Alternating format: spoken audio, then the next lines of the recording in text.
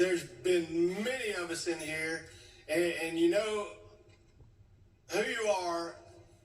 There's rules that are broken. I mean, there's been many a time we've had debate on this floor. I've gotten hot.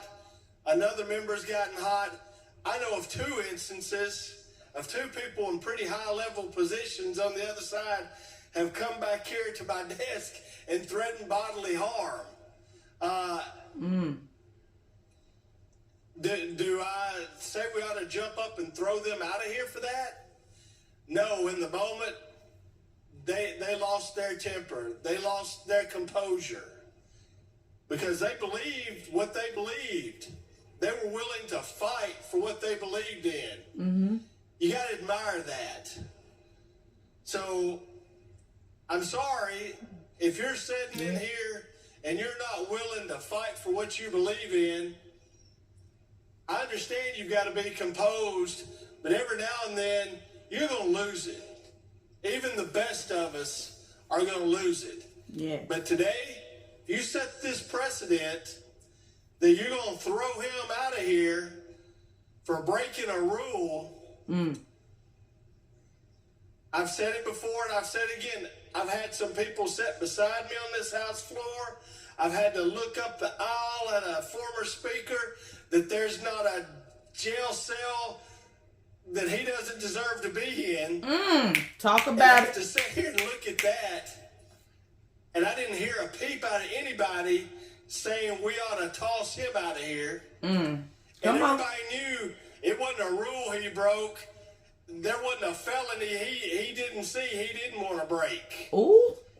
But not a soul said a thing about it. We all just we'll let the process work itself out. You know, I had somebody sit beside me, multiple teenage girls say things that should make us all cringe about that member.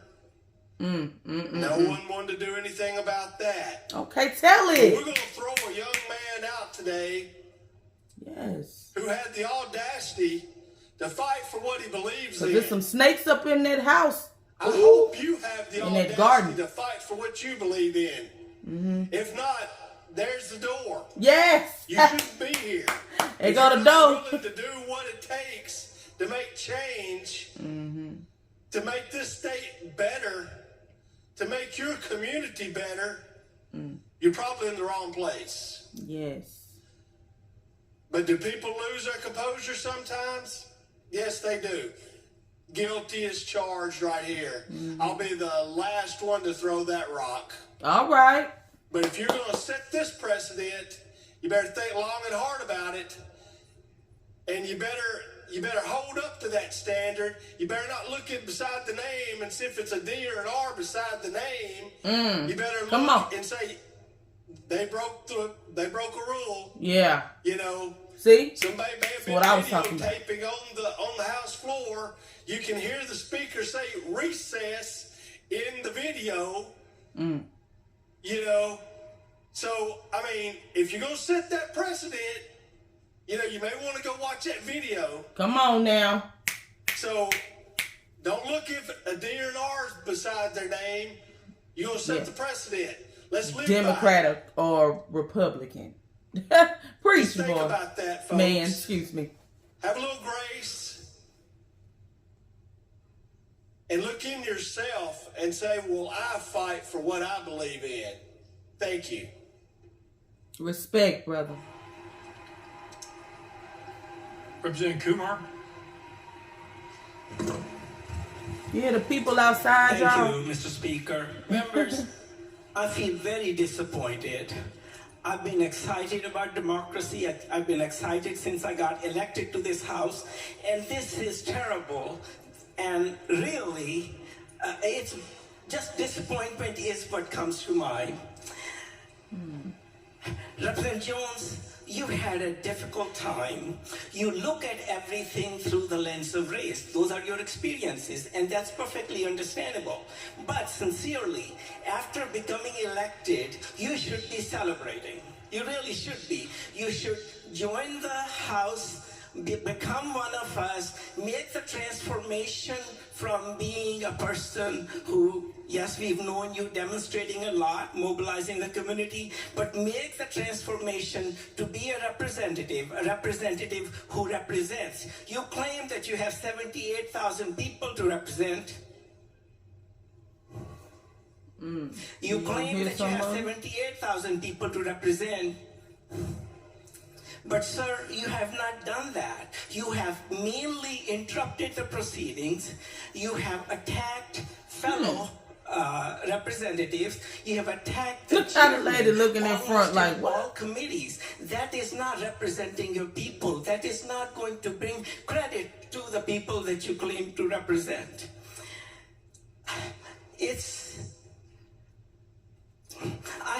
I'm an immigrant, everybody knows. I have been in this country for 53 years. And when it was 50 years, you recognized me for that. It was a celebration in my mind and for my family. In those 53 years in America, I have never encountered a racial slur. I'm really not aware that any of that applies to me. I live a good life. Yet, you on tape call me a brown face. Yes, sir, it's on tape. It's on tape. Okay, you can't deny that. Wow, I said it's on tape. Okay, you called me that. After the committee meeting on that same day, you walked up to me. You had no business coming up to me. You were sitting a row or two ahead of me. You shoved your finger in my face and said, Kumar, they will never accept you. You said it twice, and you were so intimidating that And that's the sergeant truth. at arms, without my invitation, came and intervened between us. Sir, that is very disappointing. You did that. I was there. Hang on, Chairman Clemens, you have a question? Point of order, Mr. Speaker. Thank you very much. He's talking about things that aren't the subject of the resolution. Well, I don't know if he's even telling the truth, but he's definitely not talking about anything that's not the subject of the resolution. well, Mr. Stand up! Chairman Clemens, I'd be careful about the language that you use because that would impugn his reputation, which we had conversations about a few weeks ago. So I'll be careful. You didn't go there, so I appreciate that. We have given latitude to the representative in the well who's made many accusations against me and other members of this House. I'll ask Chairman Kumar to stay on the topic of today, but I would advise you then that everybody in this chamber, including as the representative in the well, to stay on the topic Yeah. and germane to the conversation. Representative Kumar. Thank you, Mr. Speaker. I wrap it up by saying that it is disappointing that you have insulted this body. You have insulted. I want to pause for a second right there, you guys. And again, for those who's just watching this is Miss Peaches talking. I love the fact that someone stood up and said, hold up, we are going outside of the scope of this case. What he is talking about is purely a matter of opinion or something that he said that he encountered, and most people do not know nothing about this. Now, he says that it is on tape. And from my understanding, looking at how people are responding and the way he's looking towards the front, is that Reverend Jones is denying this. He's saying, no, I did not. So in my opinion, he's saying that, no, I didn't call you any racial slur or anything. I'm merely talking about the color of, if he did even say it, I'm talking about the color of your skin. Yes, you are a brown man. What are you? You're not white. You're not black. You're brown skin. So that's not even disrespectful to you. He didn't call you any inappropriate names like a monkey or anything like that. He said your skin is brown. So that to me is fine. And then he said that they will never accept you. As much as you want to retaliate against that, and as much as it may sting your soul, it is the truth. Us as brown and black people will never completely get our shot. You know, we would never really completely be accepted. And this is not for everybody there, you guys. You have insulted your colleagues. This is not for everybody. Let me just say this. Because everybody doesn't say things like that. You know, everybody doesn't feel this way. But there are some that's in the representatives and in the world, just put like that, and they're going to feel this way forever. And so if we don't have that shift in the mindset, then we're always going to be at the same position. Segregation, which Dr. Martin Luther King Jr. fought so hard to get over. He knew in his time that he wasn't going to be the one actually a part of seeing it, but he fought for his people for the future. That is what he, Reverend Jones, is trying to portray and trying to do. Just like Dr. Martin Luther King Jr. did back in the day, he is trying to fight for his people and the children. Guess what? Who are going to represent us in the future. My God, can I get... You see, sometimes we think about the wrong thing. Oh, this person, the color of their skin, they have too much power. They shouldn't have that. Regardless of whatever they're saying, you believe you have too much power. You have a little bit too much authority. I should be over you. How about we dismiss whatever you say? When in fact you should be listening to what they have to say, because it may prompt you to have a change of heart. Just like the election. Think about it. Just like the election. You got some Trump, voters, and you got some that didn't like Trump, right? Now, those who was Republicans, they was like, I'm Republican to the day I die. I'm a vote for Trump, this and that. He's a good man, blah, blah, blah. And then all of a sudden, when we get to the polls, we start to see a shift. A shift, you guys, in the voting. All of a sudden, the Democratic Party started coming out on top. Whoa, what you thought you saw years ago has started to transform. These states, California and all these states that you thought would just automatically be a Republican state started to shift. Even the Democratic Party was mind blown. But you know why? It's because voices were heard. Actions were provided, meaning Trump started to show himself. See, that's what you have to do. Let somebody show you themselves. And guess what Maya Angelou said? Believe them. We need to believe them when they show themselves. And guess what? Then you'll have a shift in your mindset.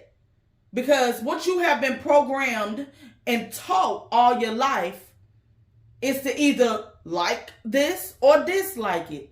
And there's nothing wrong with that, because guess what? We were all born into sin. We was all born like this. But we have the right to stand up and change and fight for what is right. And that's why I respect this man and the other two people that helped organize this, guess what? Peaceful protest. I have respect. So you will see me saying, after people talk, I'll say, respect, my brother. Respect.